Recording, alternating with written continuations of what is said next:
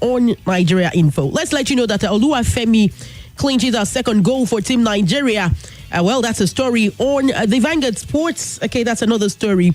And that's still about our para athletes. I give you everything you need to know about their outing. AFCON 2025 qualifiers. CAF hails Lukman.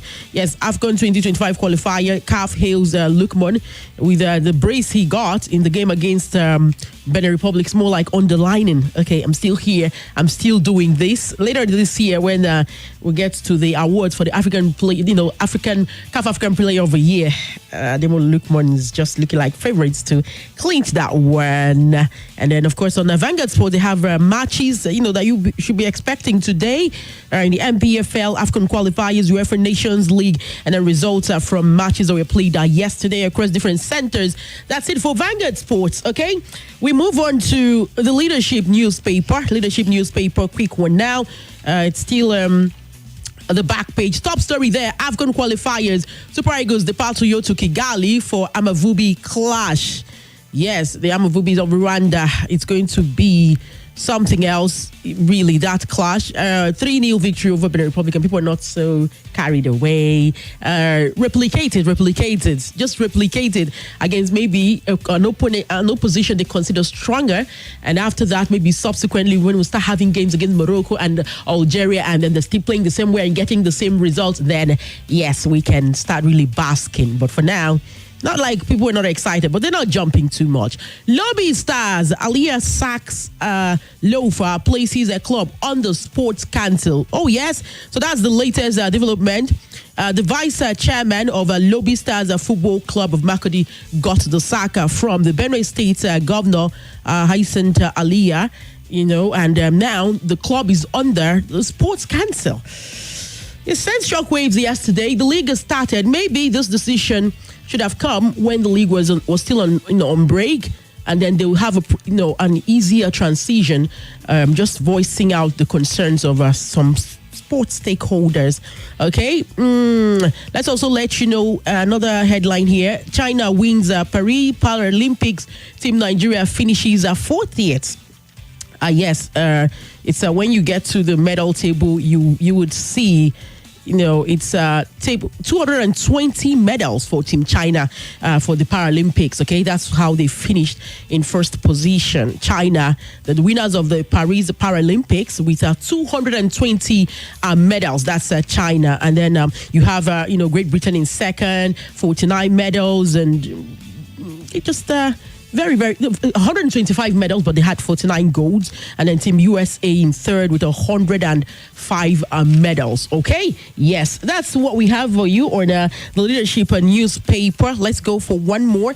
Let's get to the Daily Trust. Okay, the Daily Trust, they have a sports story at the very back page as well, and then what they're sharing with us is just a lot.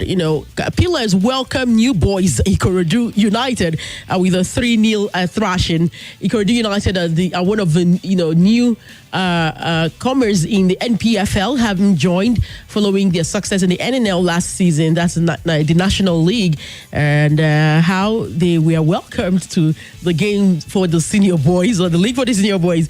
This is a 3-0 thrashing. They suffered in the hands of Kano Pillars. Otherwise, we'll see how they get continued. It's the first game. It was also an away game. It wasn't going to be easy for them to get a result in Kano.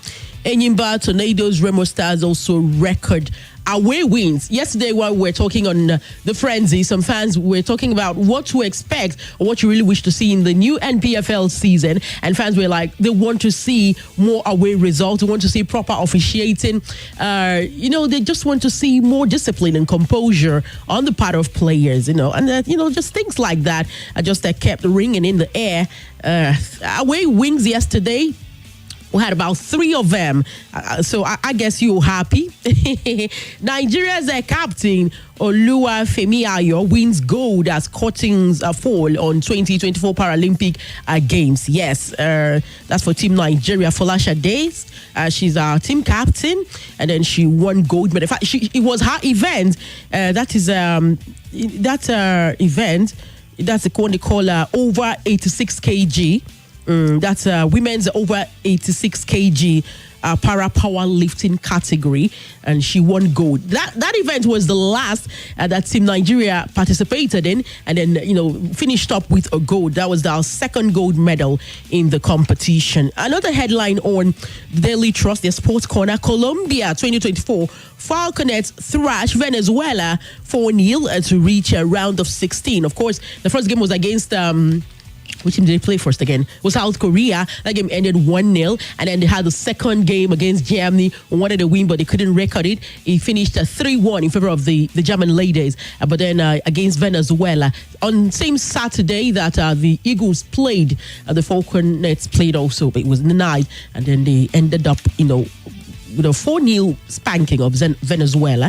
So that one just had them finishing second in Group D. Okay, so our girls, they are in the round of 16. Congratulations to Coach Christopher Danjuma and the squad. Now let's let you in on some other things that are happening.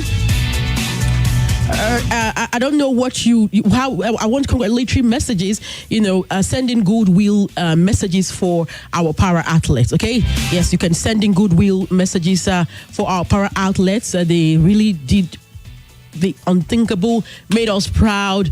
Just put our name on the map, just something good. Okay, if you have goodwill messages for them, you can share with us via our WhatsApp platform 0809-993-0137. 0809-993-0137. You can call in on 0700-951-0000, 0700-951-0000. Or you can also call 0809-597-4869, 0809 597-4869. Okay, you can call, you can send messages on WhatsApp, you can also maybe drop up a voice note on WhatsApp. All right, and we'll be able to read from you. Yes, other things I want to share with us. I mentioned that we have a new champions in the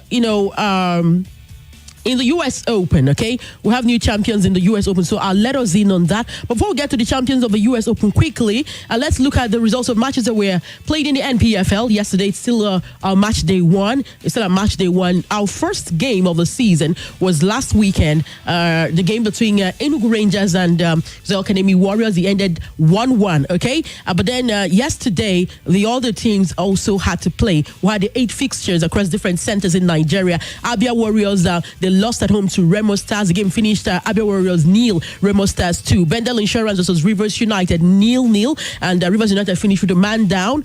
Yes, Heartland Football Club.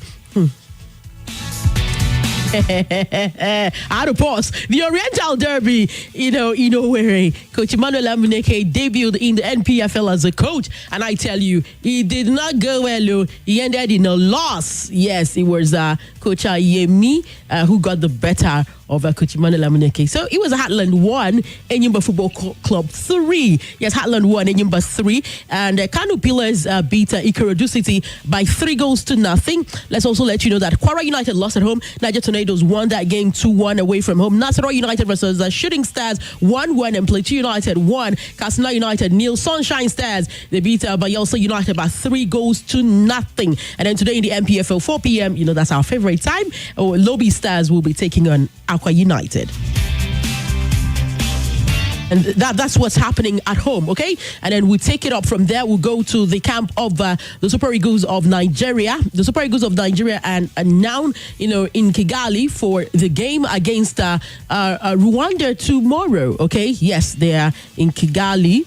And they are there for maximum points, according to Captain William Truce Ekong. Captain William Truce Ekong is talking tough. He's proven to be very dependable when it comes to our center defense. And he insists that the Super Eagles are in Kigali to beat the Amavubi of Rwanda. That will be their second AFCON 2025 qualifying game. He said the game will definitely be difficult, but he's very adamant that the Super Eagles have what it takes to emerge victorious. All right? And still sticking with what is happening with Team Nigeria, we'll just quickly tell you that their game will be on Tuesday, that is tomorrow, okay? Nigeria will be playing tomorrow and we'll bring you, tell you that the commentary of that game is by 2 p.m. Rwanda versus Nigeria is 2 p.m. tomorrow, amidst other matches that would also be happening. And then we'll leave there to tennis. Let's also let you know what's going on in tennis. In tennis, interesting times. We have new champions for the ladies, for the men's event in the U.S. Open. It was quite very interesting to see how it all panned out. It was Jessica Pegula and Arina Sabalenka for the women's finals on Saturday night. Yeah, it was Saturday midnight, or let's say Saturday night. Yes, it ended at 2-0. It was just a 2 straight victory for Sabalenka, 7-5, 7-5. For the lady, it's just nice to see. It's nice to see. Sabalenka had some scar when I think it was 3-4 months ago. Her former coach, ex-boyfriend, actually passed on. It took a toll on her mental health. It was just before, the Olympics. She still participated, but she didn't do well. Before the last Open in France, yes, that was when it happened. Okay, she didn't do well, but then here she is again. She's bounced back with that 2 straight set win over Jessica Pegula, and she's all smiles again. And wish her the very best going forward. Still with tennis, it was yesterday for the gentlemen's event, the finals. It went down between Taylor Fritz and. It went down between Taylor Fritz and, of course, Yannick Sinner. And it was Yannick Sinner who finished as the winner. So we have a new U.S. Open champion in Yannick Sinner. He's been having a great season. He's been really, really having a great season, Yannick Sinner. Before the competition, there were scars about some doping issues. He failed, a test. It was even twice until much later clarifications were made. Okay, not banned substance. It wasn't, banned substance and cleared by WADA and everything. And he went on to compete. Okay, so meanwhile, Yannick Sinner is even currently ranked number 1 in the ATP, and Fritz ranked number 7. It was Yannick Sinner now that's the new U.S. Open champion. I have messages on WhatsApp. This one is coming in from Chidibem. Chidibem says, Kachi, I am excited. Our para athletes are just the best. Congratulations to them, and thank them so much for always putting us on the map. Okay, thank you. Thank you so much. I see that, always putting us on the map. And then another one says, what can we do without our para athletes? Concentration should be given to them. Peter from Apo.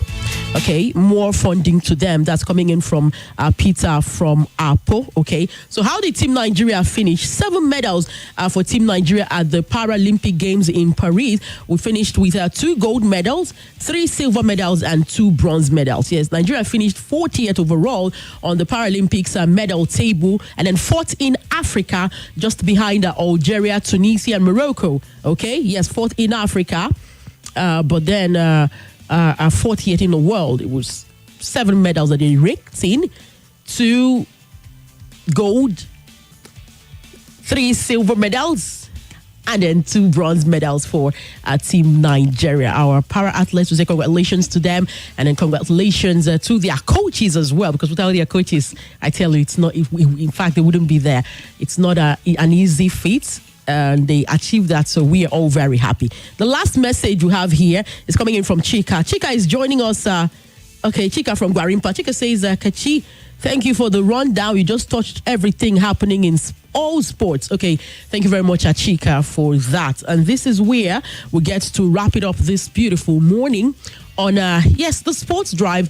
Much later today, 7 p.m., we'll have another sporting event, another sporting program that's Football Frenzy. 7 p.m. Do well to join us. But for this morning, we'll continue with our broadcast on Nigeria Info. Kachioka is my name, the Queen of Sports. Good morning, good morning.